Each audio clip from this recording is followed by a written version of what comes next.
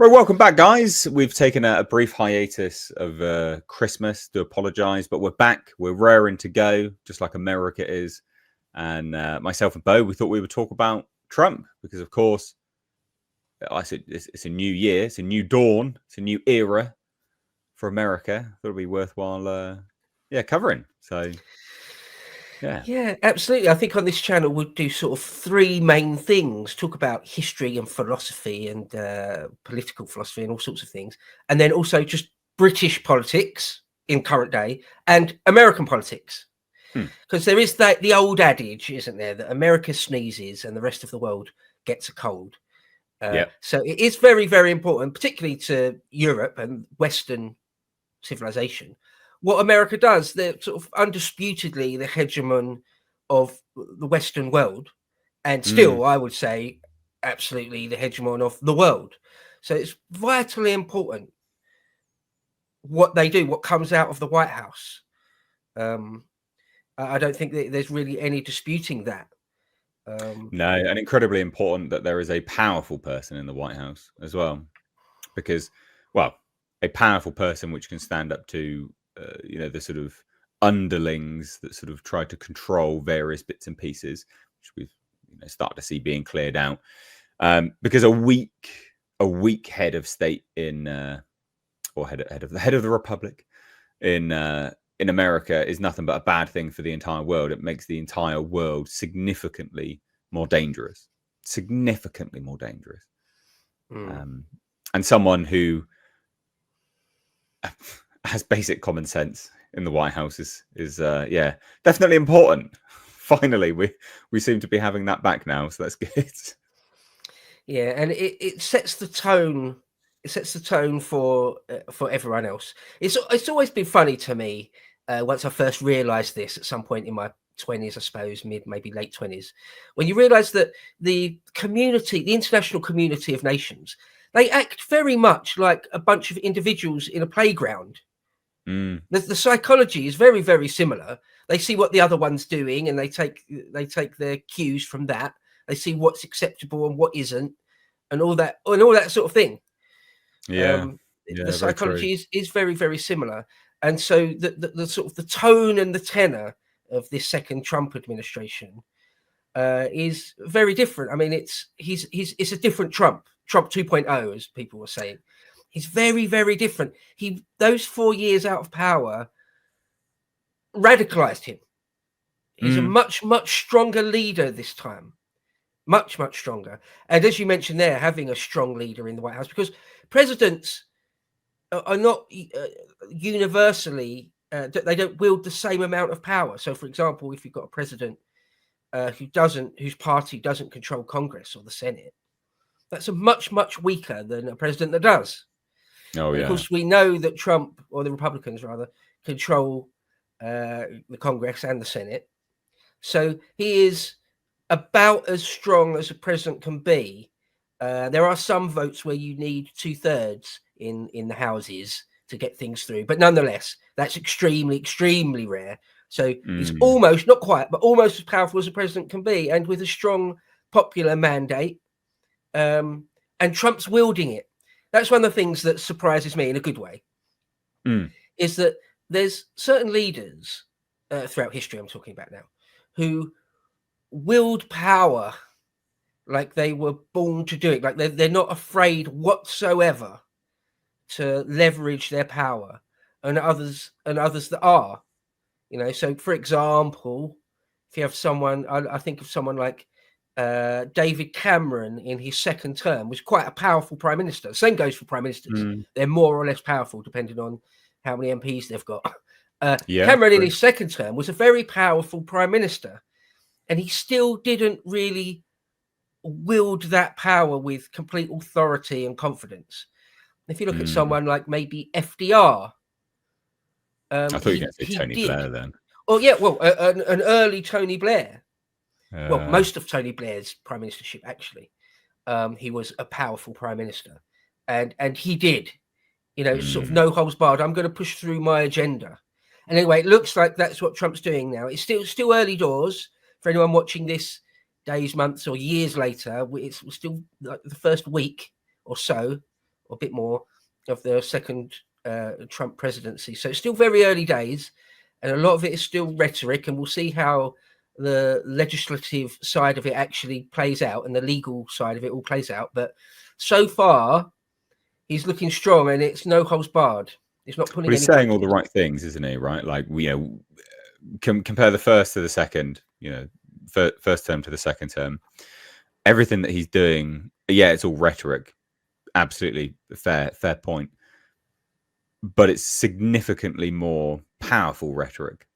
It's everything he's doing is the right stuff to get the right people on side, namely the Americans, obviously, that voted him in, because he's doing everything for them. And actually, Vance needs a sort of honourable mention in all of this. I was watching him; he was on his first official trip.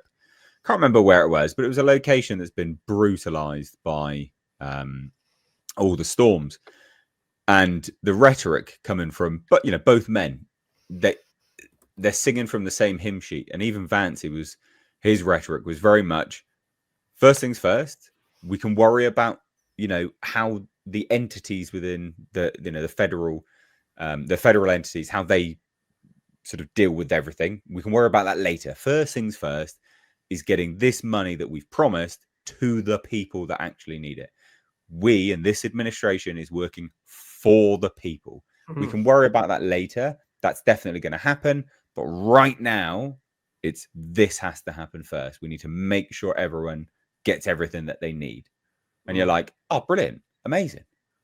But it's the same. They just seem to be working from the same sort of hymn sheet, right?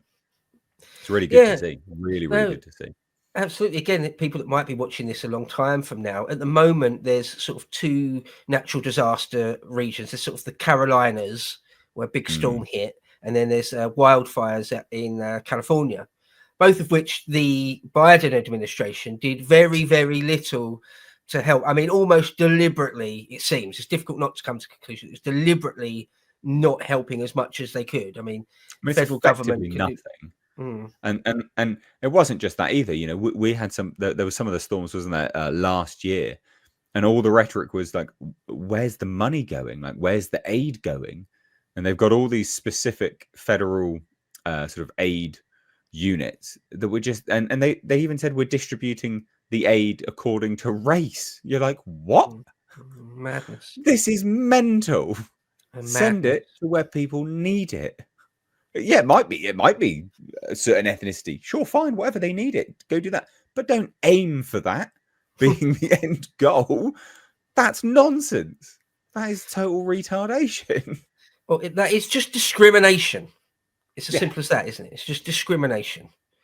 A terrible thing for the federal government. A terrible cul-de-sac for the federal government to have gone down. Now, hopefully, I said this somewhere else recently, this will be a blip. The whole DEI thing, the whole discriminating against white people in America, and not just America, in all sorts of countries in the West. Hopefully, I think in decades or centuries to come, it will be a small blip. It will look like there was just a small window, relatively small window of time, sort of the Obama years and the Biden years, where a cabal of globalists sort of lost their mind, and we were able to reverse ourselves out of that cul-de-sac. I hope that will be the case. Sometimes you look back at things that happened in history, and like child labor, small children going up chimneys or working in factories, and we'll look back at that and be like, wow, that really happened. I'm glad we don't live in that sort of world anymore. I hope that the whole DEI thing will be viewed that way, and we will have completely reversed it all, and see the error of that. Hope so. I hope it becomes a stain on the history of the West, quite frankly, because it is. It's an evil. It's an evil that's being perpetrated on the West. And the transgender thing of transing kids, giving them surgery, people that are under 18 anyway, and pushing all sorts of perversion on small children, like the what was it, the drag queen story hour, things like that. Yeah. Like, what is that? Why? What are you doing? Yeah. Well, actually, nice segue, because that was one of Trump's most recent executive orders. So maybe we can. Oh no, actually, you wanted to cover his inauguration speech, didn't you? Then we'll Well, get to the yeah. executive orders. I suppose one of the first things to say after his win at the ballot box, it sort of all starts on Inauguration Day, isn't it? That is sort of the legal moment when Biden stops being president and Trump becomes president. And so the inauguration speech is always kind of important, because a bit like the opening of Parliament, it sort of sets out the tone. It's the incoming government sort of setting out their stall, saying what they intend. At Lotus Eaters, we did a live inauguration watch thingy, and I liked the speech. It didn't go strong enough for me, but still, that's not really what you do on Inauguration Day. It's not sort of meant to be a fire and brimstone day. Yeah, there's sort It's supposed to there's be sort of a decorum, respectful, with it. right? Yeah. Nonetheless, with oh, sorry. I was just going to say, which I think actually, I quite like the fact that there was some decorum there, because it lulled people into a false sense of security, and then he just hit the ground running. So I quite liked it. No, it is supposed to be a respectful thing when you look back through history. It's like a reverence for the office and for the process and all that sort of thing. So it's not the time to sort of be shouting rhetoric or anything like that. Nonetheless, with Biden and Kamala and the Clintons and everyone else sitting right next to him, he was sort of pouring condemnation on what they'd done. Yeah. It was nice, and sort of unapologetically saying, I mean to reverse it all. So yeah, it was really great. So then after that, immediately after that, or within the same day, certainly with that afternoon, he starts signing many executive orders. I mean, dozens and dozens straight away, and I think it was a couple of hundred within a day or two. Because there's one thing to actually get bills through Congress and the Senate and made a new law of the land. But of course, that process, with the absolute best will in the world, is slow, relatively slow, even if you control both houses and things. So with executive orders, you can get things done effectively immediately. And there's been a trend, even within my lifetime, of new presidents coming in and using more and more executive orders to get what they want done as soon as possible. It's this sort of snowballing effect now that we've seen, which is good and bad. It does depend which team is in, of course, but I do find that worrying, that it is a snowball, that there are more and more executive orders being signed, more and more each time, more and more, and effectively a lot of it, because it's this sort of petty, party politics. A lot of it is undo everything the previous one done, no matter whether it was good or bad, undo it. And you're like, well, that's petty nonsense. But that's sort of just a side note, I guess, really. No, it's a really important point, I think. It's not what the founding fathers had in mind. And both with executive orders and with presidential pardons, they're not supposed to be abused like that, really. Now, there's a parallel with ancient Rome, because using presidential pardons and using executive orders, it's entirely within the law to do that. It's just bending it further and further away from what was the spirit of it, right? Well, preemptive presidential pardons. What? Yeah. Like that is crazy. Questionable at best. I mean, talking about bending the law. All right. Doing one executive order, which literally at the stroke of a pen, undoes all of Biden's executive orders in one go. And then doing hundreds more of your own, or doing thousands and thousands of presidential pardons moments before you leave office. Like Biden pardoned his brother.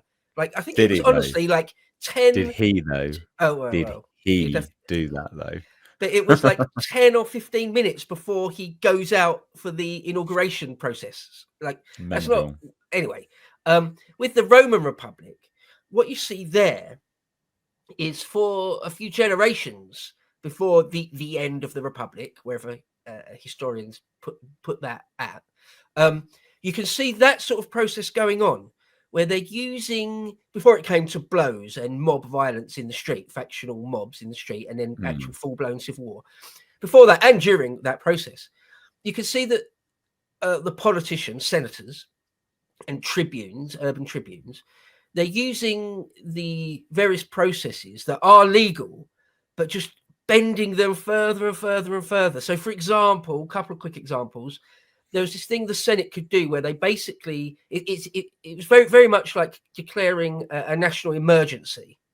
And you make a very short-term dictator in order to just take complete control of everything and basically just squash your enemies sort of immediately.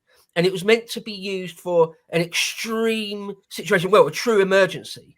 And you can see over the decades, getting up to the age of Caesar and Antony Augustus, it gets used more and more often. It's like there's, or another example is, if there were, you're not supposed to pass any laws if there's a thunderstorm going on. It was a religious thing. If Zeus is or Jupiter is unhappy and he's throwing down thunderbolts, it's just an inauspicious time to be making new laws.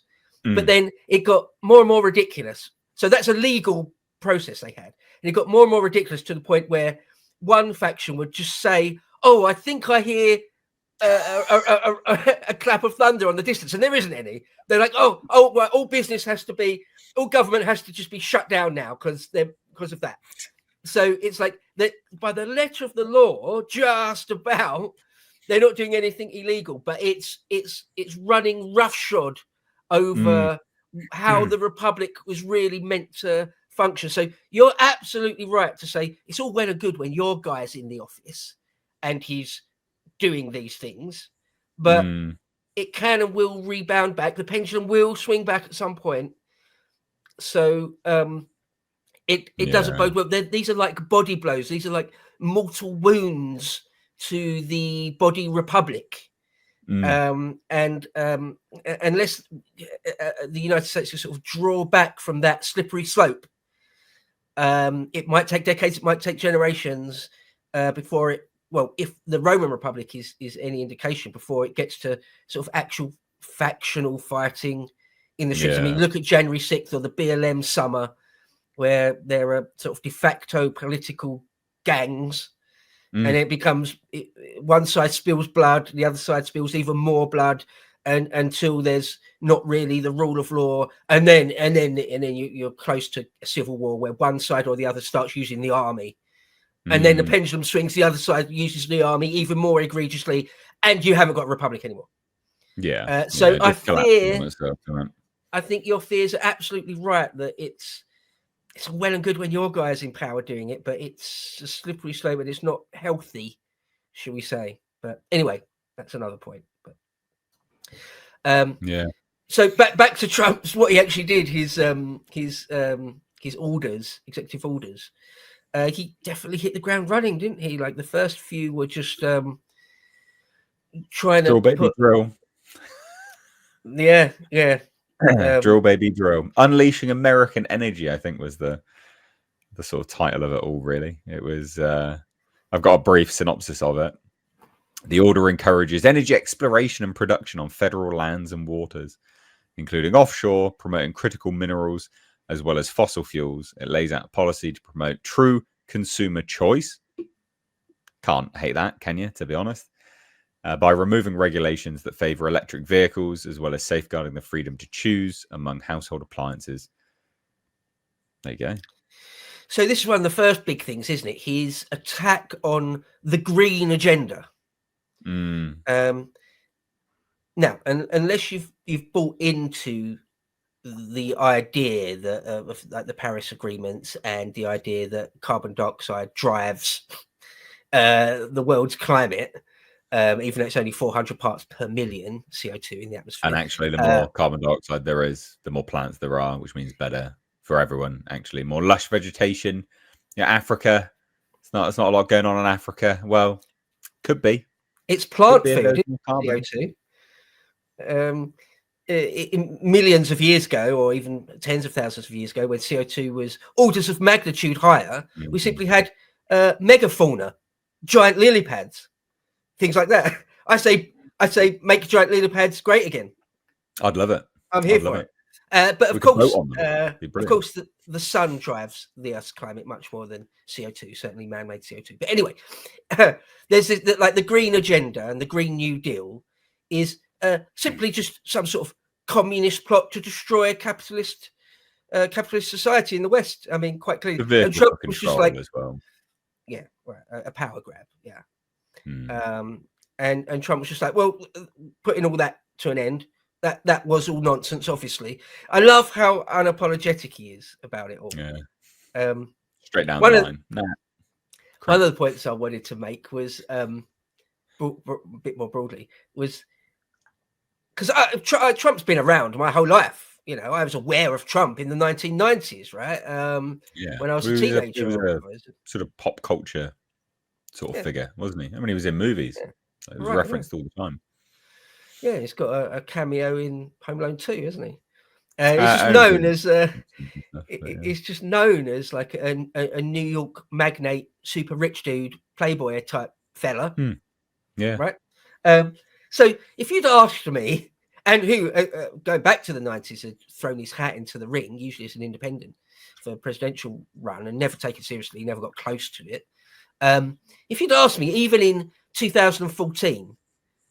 Who is the great white hope to save the United States and all of Western civilization from some sort of malevolent globalist neo-Marxist cabal that was hell-bent on destroying Western civilization? That man will be Donald Trump. I would have laughed, right? I would have laughed. I think most people would have, because it's easy to forget. With everything that's happened in the last 8 years, just over 8 years, with everything from his first presidency, the stolen thing in 2020, his assassination attempt, his return to office, all of it, it's easy to forget, like I say, in 2014 or before, that he wasn't taken seriously as a statesman remotely, you know. But nonetheless, here we are, and I've got to be careful not to be a complete sycophant for him. I've actually got to be careful because this time round, I am very happy to see what he's doing this time round. First time round, it was a disappointment when he got in office, and the promise was it was going to drain the swamp, and it was going to prosecute Clinton. And all sorts of things, and he just didn't really come through. He tried, you can tell he tried with Comey and everything, but he was baffled. They baffled him very well first time round. Yeah, because he didn't know the ropes, and you can't blame him for that. He'd never been in government before. This time it's a whole different beast, and it's remarkable what he's doing. He's taking no prisoners. Oh, he's got the right people around him. I think that's part and parcel of it. That's part and parcel of it. A much stronger team, much stronger team. People like that Hegseth and Tom Homan and Vance and Trump and lots of people around him who, like him, seem to be all singing from the same hymn sheet that we're reversing this crap. Yeah. Great. Yeah, no, it's really, really good to see. I mean, some of these other well, what executive orders did you like the most? There you go. Let's go through some of them. There's a number, aren't there? I mean, one of the ones was this is actually in the scheme of things a bit small fry, but I wanted to mention it. The JFK, RFK, MLK release of files. Because apart from anything else, I suspect there won't be. They've got 15 days to comply, and we're still actually waiting for some, although a few MLK ones come out recently. I suspect there won't be any sort of massive bombshells in it. But nonetheless, it sets the tone that he's not going to be browbeaten or intimidated by the intelligence services. One of the things he did straight away was to remove intelligence briefings from the 50 or so intelligence and retired intelligence, super senior intelligence officers, people who had been the head of the CIA and stuff, which signed that open letter saying that the Hunter Biden laptop was fake. It was all a removed Russian hoax. their security clearance, didn't they? It's just like, they're gone, whatever. Like, yeah, good. Yeah, because they're lying. And John Bolton. Why should they have security clearance? What? Yeah. And Fauci and their sort of their protection as well. So the way it works is that for a president, I think vice president, I'm pretty sure for vice presidents as well, for the rest of your life, you are allowed access to the highest intelligence briefings and Secret Service detail for the rest of your life. Okay. And that's written in stone, as I understand it. But it doesn't necessarily it shouldn't always apply to loads of other people. Someone like Leon Panetta, someone that was an ex-head of the CIA, but it just became the norm over the years that they just got to keep that clearance. Or someone like John Bolton, who'd been an ambassador to the UN, that sort of level, super senior government post, that they just kept their ability to sit. Well, Trump was just like, no. Yeah. No, you're enemies of my administration, and in his reading and mine, you're enemies of the United States, essentially. Certainly the enemies of truth. No, I'm taking that away from you. There's nothing written in stone that you get that. So no, I'm taking it away from you. Great. It sends a message. Yeah. It says, bring on, I'm not intimidated. I am the head of government. I'm the commander in chief. I am the chief magistrate of the United States, as they used to say in the late 18th century, right at the beginning of the Republic. I'm in control. And again, like I said earlier, I'm going to wield power like I was born to do it. And it's great to see. I'm here for it. Well, two of my favorite ones. Removing the United States from the WHO. Brilliant. Oh, brilliant. Good. Love it. Yeah, absolutely love it. The Paris Agreement as well. Those two specifically, they just sort of pop out in my mind, because Paris Agreement is something that our eco zealot Ed Miliband is fawning over, and is now in a bit of a tailspin, because obviously the Donald is like, no, this is crap. Nah, why would we be in this when China doesn't do anything? Like, it's just ridiculous. This is a joke. It is, because it is. It's a farce. It's laughable. And that goes hand in hand with the WHO as well. Why would any country sign up to the WHO? You can manage your own health. You can manage your own health as a country.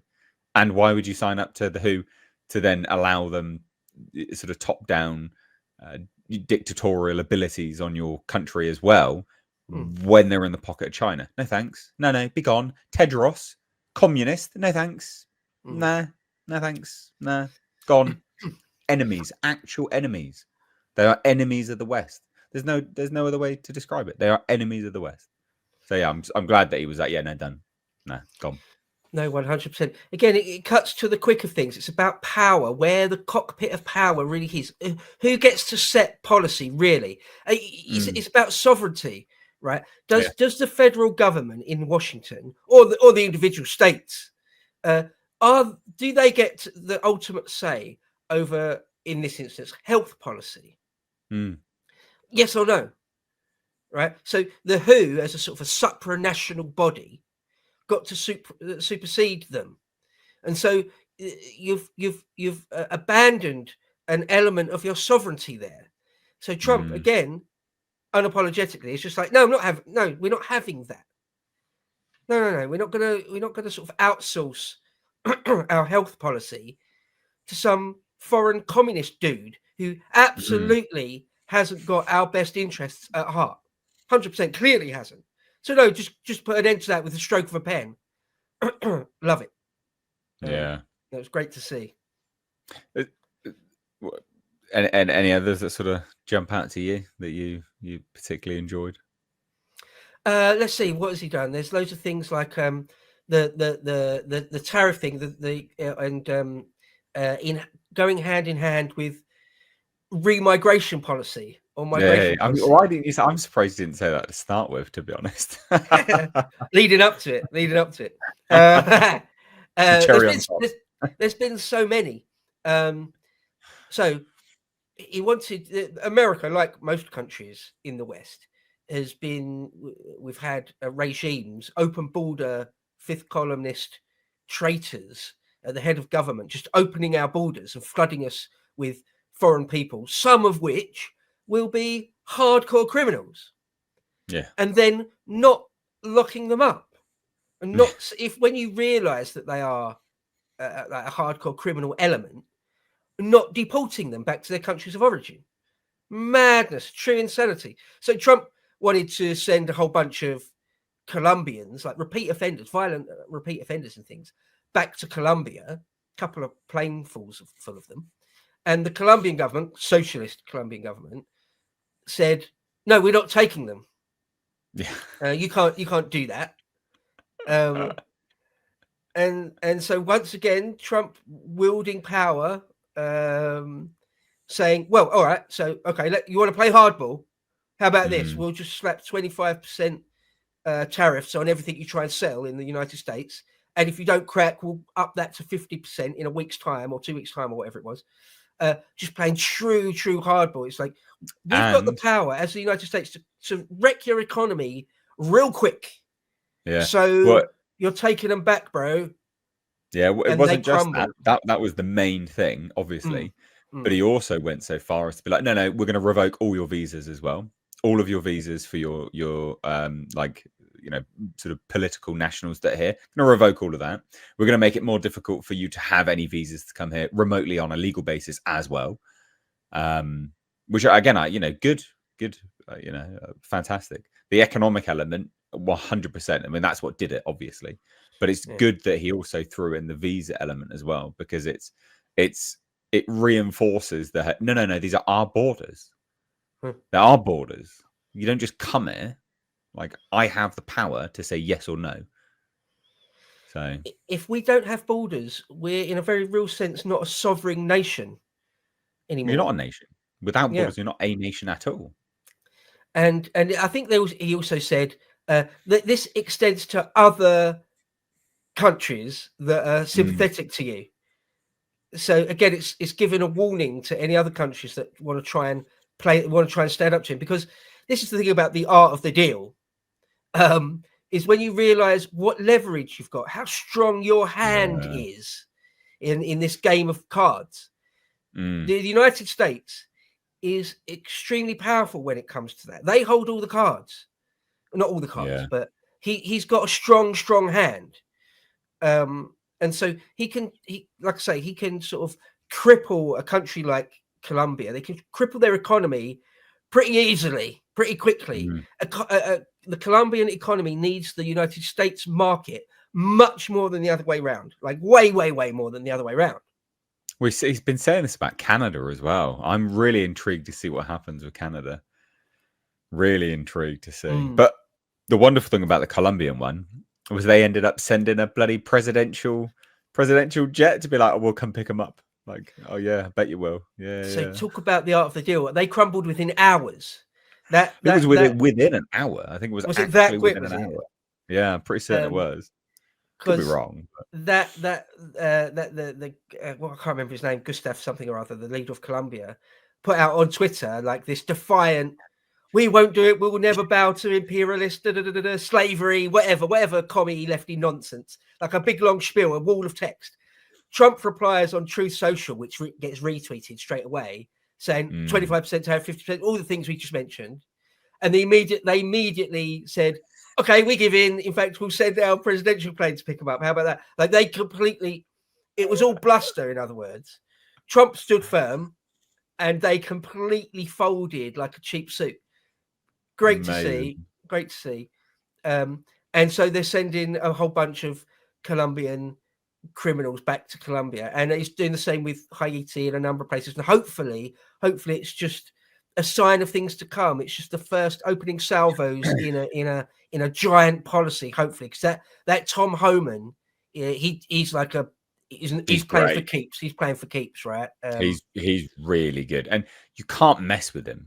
Like, he's so on the ball in interviews. No one's sort of one-upped him. No one can. Like he's fantastic in interviews. He's like, no, because this. And actually, I watched the press secretary or whoever they've got doing it at the moment come out, and some lefty shit rag American media was like, well, but what laws have these people, blah blah blah, broken? So, you can't call them criminals. Yeah, we can. They entered here illegally. They broke our laws. They're criminals. So every single person here is a criminal. So that's why they've been deported. And you're like, yeah, good, excellent, good.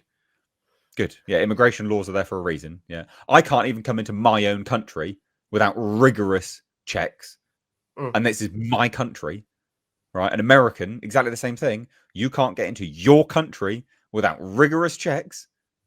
Why should someone just prance across a fucking border and get everything for free without any checks? Why? It's absurd. It's absolute total lunacy. Nonsense. It is illegal to enter another country without having your passport looked at. Come on. Let alone and someone that does that and then is found to have a long criminal record in their country of origin, or even worse, comes to America illegally and then commits a string of crimes. Yeah, which they have done. Hasn't been deported. So yeah, that Tom Homan, that's what a real leader of men looks like. A man of conviction. Yeah, that knows his own mind, knows that he's got righteousness on his side, right and reason and law on his side, and will not brook any pushback. It's great to see. That's how most governments were run in the past. They were filled with men like that. Yeah, men. Well, men is actually the word there. Now we've got weak soy boys, for lack of a better word, but they're people that have absolutely no. Yeah, they've got no convictions. They're just they do have convictions, but the wrong kind of convictions. They're ideologues. They're hateful, self-hating ideologues. They have no sense of pride in the nation that they're leading. Be this in the West or I say in America or the UK. These people don't have a sense of pride in the nations that they're leading. They're not men. They're not men at all. They actively avoid answering questions because they know that they get caught out. And so it's so refreshing to see someone be like, no, this, and this, and this. You might think it's wrong. I don't care. This is why it's not. Like, yeah, good. Literally just straight up answering every single question. No evading it. No political sort of gerrymandering nonsense to get around it all. No. This is right. This is what I'm doing, and this is why. You can think it's wrong. I don't care because I know it's right. Brilliant. It's amazing. Yeah, no worm tongue professional politicians squirming word salad. Yeah, it's just no. This is our policy. This is our position. This is even our moral stance. And that's it. That's what we're doing. I think a lot of this boils down to where your true loyalties lie. Is it within your? Is it to your own country? Call it patriotism, nationalism, nativism, whatever you want to call it. Is it to that, or is it to someone or something else? Whether it's the concept of globalism, or whether it's to Davos, or whether it's to some shadowy paymaster, or to BlackRock, or whatever it is. Have you got the interests of your country and people at heart, or not? And it seems like Trump and the Trump administration, people like that, Hegseth and Homan and Vance and stuff, seems like they have actually got the interests of the American people at heart, which is great to see. And it's a terrible indictment that's surprising that's not the complete norm anymore, right? That used to be the norm. Every country was doing that, more or less. Yeah. And that's how the world went round, all countries trying to do that as best they could for themselves. And that was the dynamic. But now, we live in, a more globalist time when you've got people like the Obama years, or Biden, or or our current Labour government under Starmer, or who was Merkel. Look at Merkel, or how the French Macron and stuff. They're not acting in the best interests of their people and nation. Clearly not. Obviously not. So it's a breath of fresh air that Trump is, certainly this time, and long may it last, and may it bleed over into the rest of the West. You know, hopefully the AfD will get in Germany. Hopefully Le Pen will get in France. Hopefully Starmer will completely collapse and we'll get at least a centrist government, at the very least. And, you know, hopefully Canada is going to get in a much more conservative with a small c government, and on and on and on. You know, America sets the tone in all sorts of ways. So hopefully there will be a big change. Pendulum has swung. That's what I think. I think the pendulum has swung. So we will see. It's whether some of these countries choose to double down or not in the interim period and sort of go full pelt speed run to oblivion before they get voted out. But we'll see. We will see. The other executive order that I quite liked, just to sort of bring it back to that ever so slightly, defending women from gender ideology, extremism, and restoring biological truth to the federal government. Yeah. It's just common sense, mate. Just that. Like, it's sad and pathetic that, you know, it has to be said. Yeah. Like, that's the state of the world we are in today, that just basic science has to come in an executive order now. But good. I mean, I'm glad that there's someone with basic common sense in the White House. I mean, just that alone is good. You know, I like that one specifically just because it perfectly encapsulates, as well as the remigration and border insanity. But it does perfectly encapsulate, I think, just how on the precipice of doom we've been for so long. Because one, that's the society we've had, that science has been thrown out the window completely, and this is what we've been, you know, forced to, you know, go along with. But then also the fact that it takes someone with just basic common sense to come in and have to, you know, sign an executive order to remove it. That is just peak mental. It's just mental. So that's the situation. But yeah, I do like it. Of course, yeah, I'll take it gratefully. Yeah, as you say, I couldn't agree more. It is an embarrassment to the Anglosphere that Trump would have to do something like this.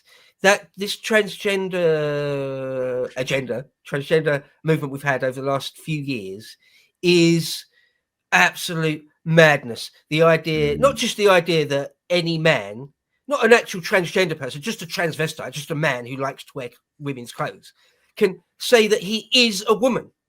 Yeah. To the point where the law will recognize it, that he can be sent to a women's prison, that he can compete in female sport, and on and on and on. Quite literally and absolutely putting women in danger, certainly making them feel in danger, that all of that was allowed to carry on and even given an umbrella of sort of legal protection. Absolute madness. I really do hope that in years to come, decades to come, we'll look back on it and it'll be something along the lines of, I don't know, there's many examples from the past, like I don't know, like public bear baiting or something. It's like, wow, people did that. Wow. No, I honestly believe people will look back at this time in, I don't know, 20, 30 years, just even in that time, a couple of decades, and they will genuinely compare this to Mengele and Nazi shit. And I genuinely do think that, because what they've been doing to children is an experiment on a scale not previously seen since the World War II. Like, I don't know what other sort of chemical experiments that have been done in broad daylight and just gone along with since then. I mean, it's abhorrent.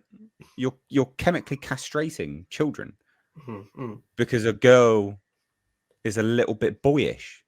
Yeah, we called that a tomboy, mate. And they grew up and they were perfectly happy and fine. And a lot of them were still straight. They were fine. But no, it's fine. Now we'll just castrate them. Don't worry about it. It's insane. So I do honestly believe, and it sounds a bit, it's a bit full on, but I do think people will look back at this and they will compare it to what the Nazis did. No, I'm happy to call the whole thing An evil experiment.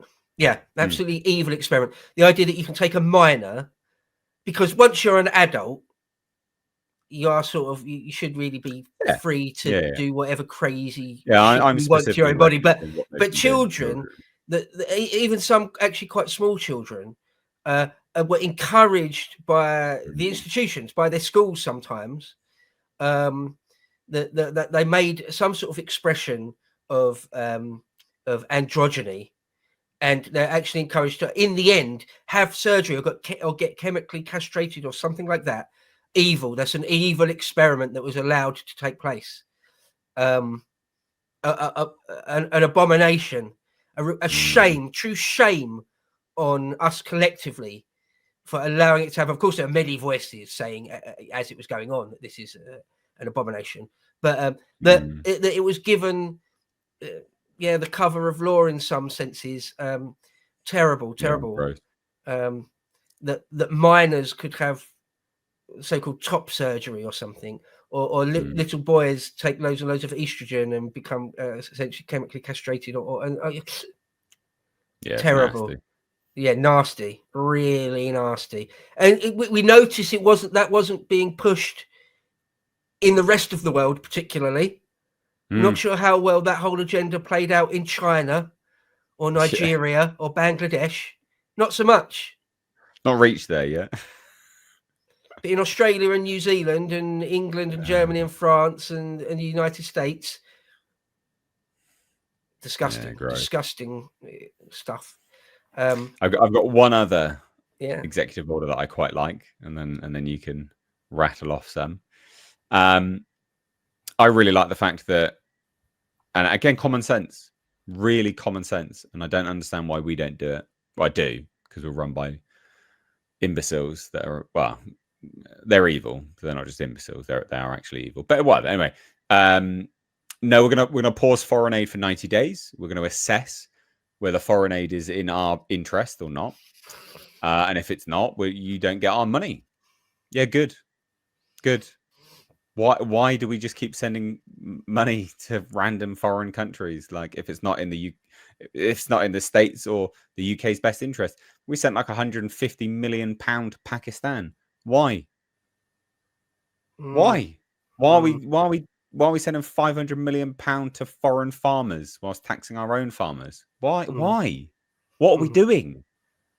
Yeah, good. This is common sense. It's common sense that a country with an incoming administration would assess whether things are in, the foreign aid is in the country's best interest or not. Our politicians here are so just anchored to the status quo. They don't do anything different. They're like, oh, we've agreed to that. Okay, then no worries, I guess. What? Stop it. You can just say no. Like, but again, specifically the best interest of the country. Yeah, it should be.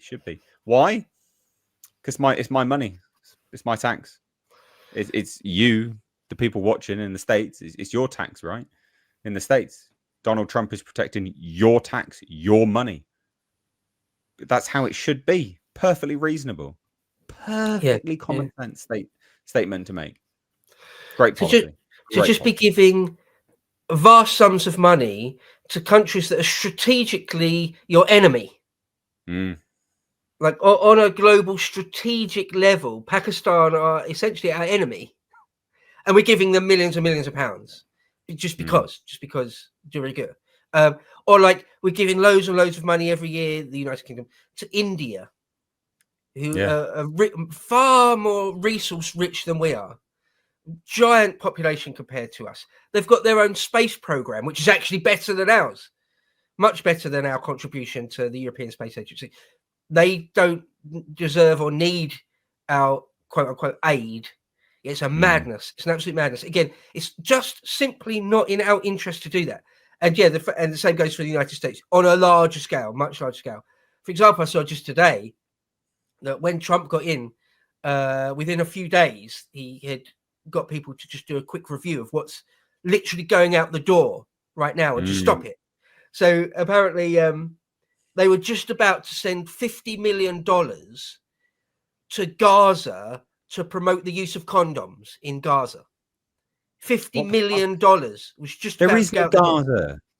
It's not Right. there. Where's that money going to go? Or is there And- like one standalone toilet cubicle left with a condom machine? Is there? What utter insanity! $50 million? Even if that was what you were going to be doing, how does it cost $50 million? Right, yeah. No, it's, I'm sure you some could just go sort to of weird Durex and corruption be like, thing. can we just buy everyone a condom? Like, yeah, 100 grand. Like, it's not, what? $50 million to promote the use of condoms. They can't anyway. It's against their bloody religion. Well, that's what I was just Oh going to my say. God. Like, what is Islam's view of contraception, or Hamas, the Hamas government's in Gaza's view of it? It's like, it's just a nonsense. I mean, it's fairly obviously That's just washing. some sort of money washing, or some sort of, there's something else going on, right? I doubt any of that money would have ended up in actual free condoms being passed out in Gaza or anything like it. It's just some sort of, it's something nefarious entirely. And so for Trump just to go, right, stop that, that's a crazy nonsense, stop that. It's great. It's good to see. Again, he actually takes it seriously where American taxpayers' dollars go. Yeah. That's $50 million that could help rebuild people's homes that have been destroyed recently. Right? Just do that. Yeah. It could, that money could go towards any number of worthy causes in the United States. Of course it could. Yeah. God. So it's good. It's good to see. Yeah, I can't believe that. And that's just one tiny example. I think there's loads and loads and loads of other much bigger ones. But that's just to give you an indication of what was going on, what insanity to just bring it to not have brought it to an end long before now. Again, So the Biden administration, or rather his handlers, were just actively not doing what's in the United States' best interest. I mean, look at the debacle of pulling out of Afghanistan. Clearly,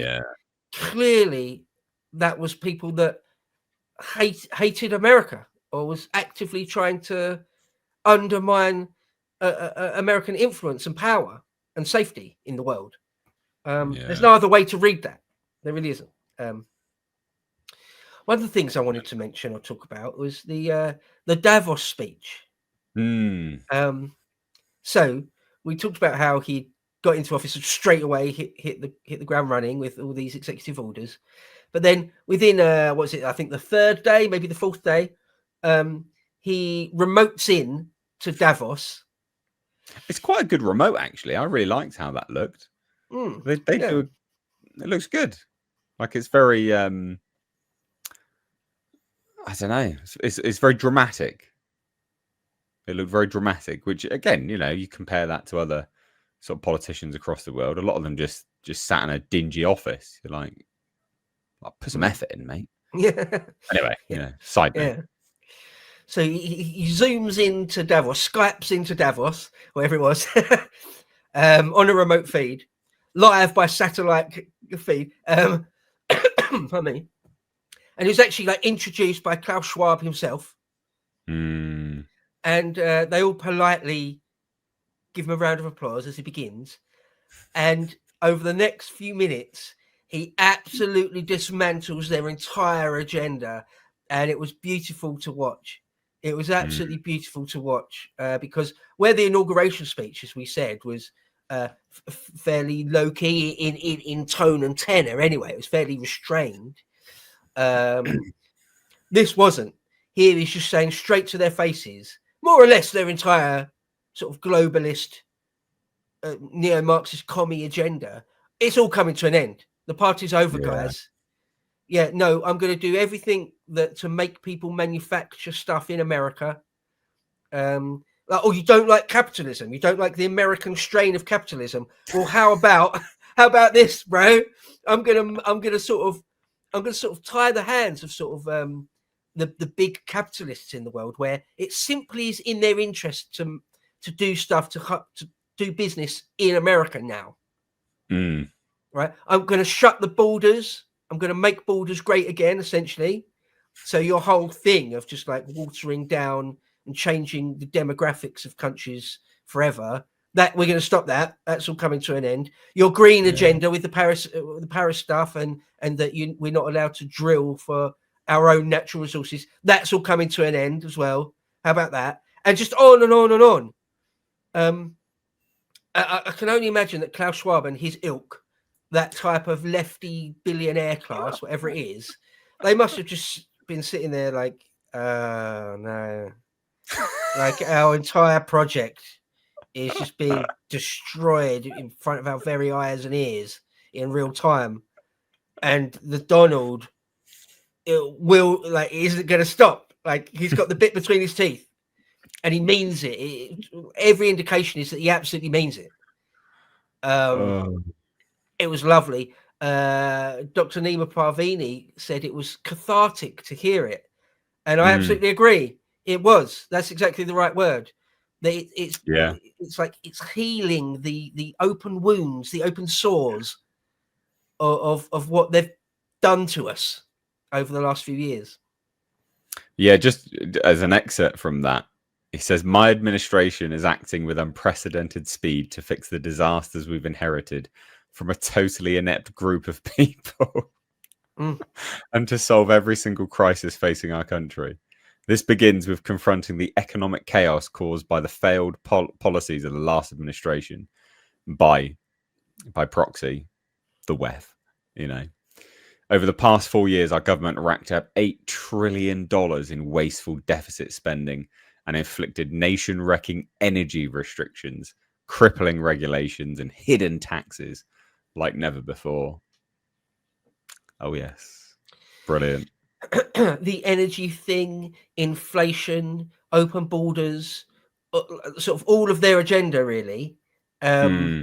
He's just saying, he's saying, your time's over, your time's done, and in once again an unapologetic way, like a bombastic Trumpian way, is and he knows just like the way he dealt with the Colombians, he knows he's got the leverage. He holds most of the cards. You can like it or lump it. There's only a few countries in the world that are resource rich and have a big enough population and a big enough economy where if push comes to shove, they don't need anyone, right? It's Russia, China, and the United States, really. Of course, there's things like the European Union as a bloc, but individual countries, Russia, China, and the United States, are big enough, just physically, geographically, big enough that they're resource rich enough where they can do that. They actually, if it really, really, really came to it, they don't need anything from anyone. Yeah. And now Trump knows that. That's why Russia's managed to just put along doing it. It's like, yeah, they're fighting a war and they've been locked off from the rest of the world. They're fine. Like their economy's not great. They're fine. They're just pootling along. Yeah. It's not really affected them. Like the Russian economy is really quite small. I think it's like the size of the Texas economy or something. It's like smaller, much smaller than just the Californian economy or something like that. It's not that big, right? But as I say, when it comes down to research, you can put as much, what do they call it? Like economic restraints on Russia, sanctions. You can sanction Russia to the ends of the earth. When it boils down to it, they've got natural gas and crude oil of their own.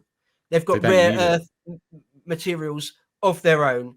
They've got they've got enough gold and gold and steel or mines of their own. They can pootle along forever, right? Yeah. So they might not have a booming economy like the Chinese say or the Indians or whatever, but you can't just scrub them out, rub them out like that. So and the United States, of course. I mean, even under the last Trump administration, they had an oil surplus, right? So no, we don't need a single drop of oil from Saudi Arabia or Kuwait or wherever. We don't need a single drop. And so I'm going to wield that leverage to the utmost.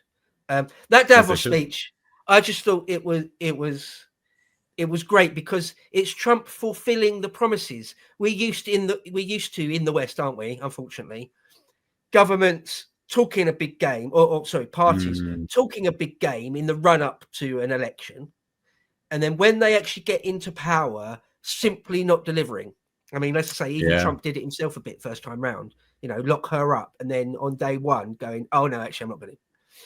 With the Clinton thing, right? Yeah, I'm gonna drain the swamp, but not actually hardly remove anyone, and pick John Bolton at the UN. And it's like you're not really cleaning the swamp. But this time, Trump 2.0, it looks like all the indications are that he's really going to do it. That he is doing it, in fact.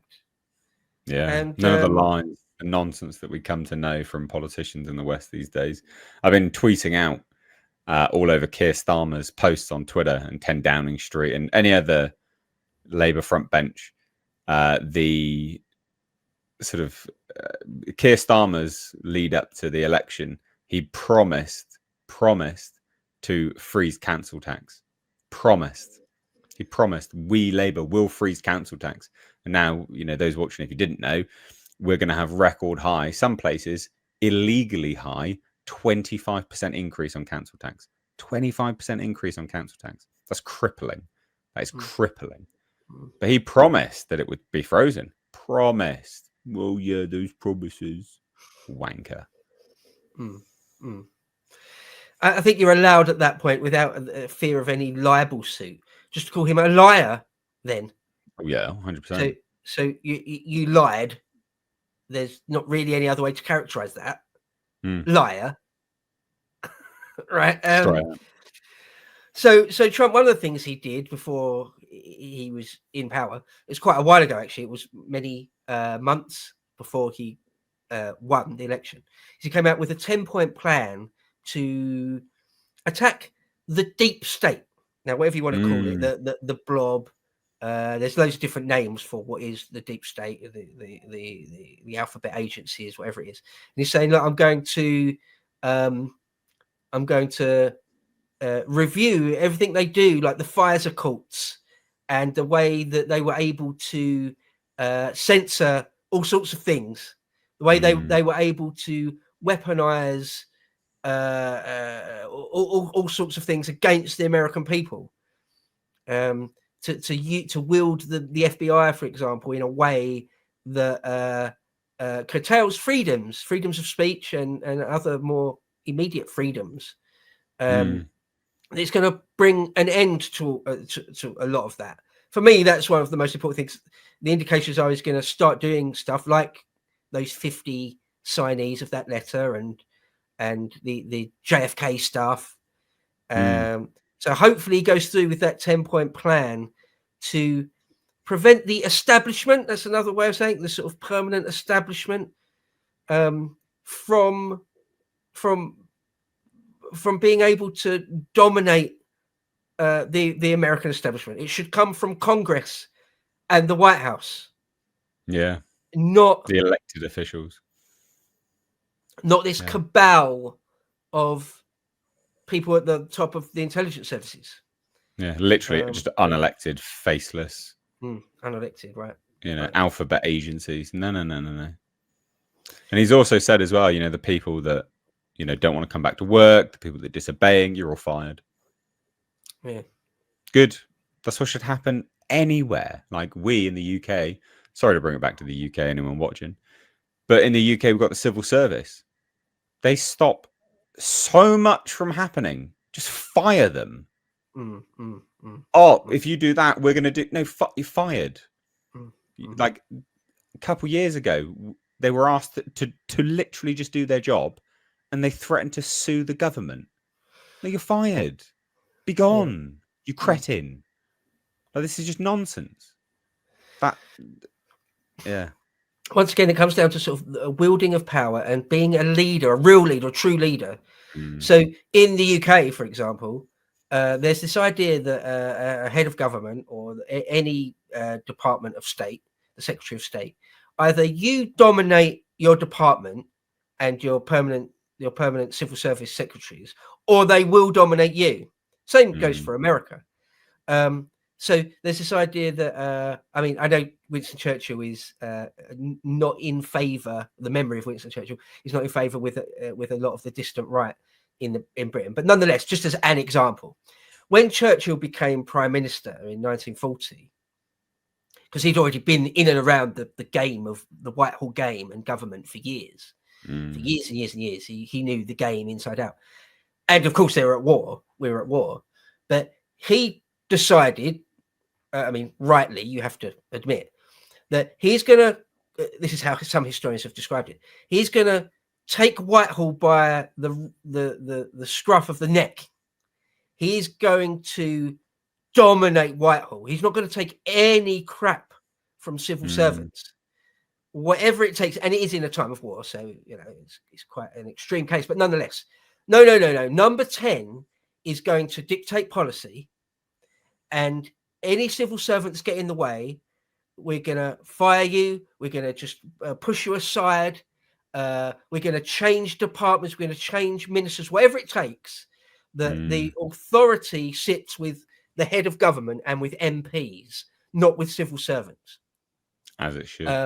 Now, in recent years, we've seen the exact opposite, that the civil servants are dominating Parliament and dominating the members of Parliament.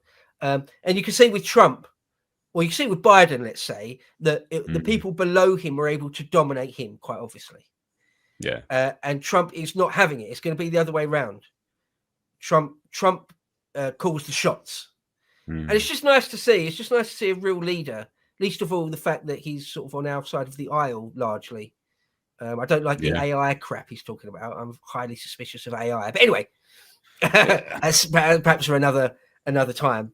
But I do fear, personally, I don't want to come across as just a 100% complete Trump sycophant. But for me, it's hard not to be at this point, because he's doing all the right things, it seems, and saying all the right things. I mean, for me, gotta love it. You know, as you said, he's doing all the right things, saying all the right things. Proof's in the pudding, though. It's about sustainability. You know, is it going to be sustained? I think it probably will be. We'll see. You know, we'll probably do a recap in another 3 months, to be honest. Like, we'll probably do these quarterly, I guess. Well, we'll be just doing these generally, so we'll sort of, you know, see how this goes. But it's about the sustained leadership. But hopefully he will. Hopefully he will. Yeah, fingers crossed. I mean, it is still early days, as you say. And there's one thing to sign an executive order, and there's another thing for it to actually get through all the lawfare, because it will be challenged all over the place, and different circuits will try and rip it down and then go to the Supreme Court. And these processes will take a long time, and actually getting acts through Congress and the Senate and all that sort of thing. So it's still early days, but it bodes well. And at least in the United States, I am jealous. A lot of people in Europe, in Britain, are jealous that you've got yourself a proper leader. But it's nice to see how it's going in the United States and the state of their politics.